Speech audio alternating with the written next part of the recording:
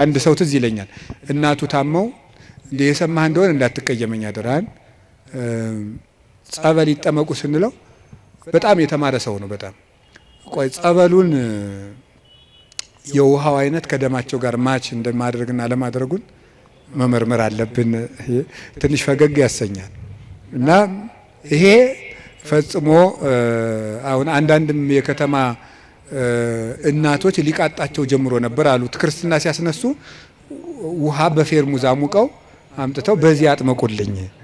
ይሄ ቀልድ ይመስላል በእውነቱ ማለት ነውና ቆይ ክርስትና ሲነሳ ልጄን ይበርደዋል ብላችሁ ታስባላችሁ? እናቶች እንደዛ ካሰባችሁ ሞታችኋል በሉት።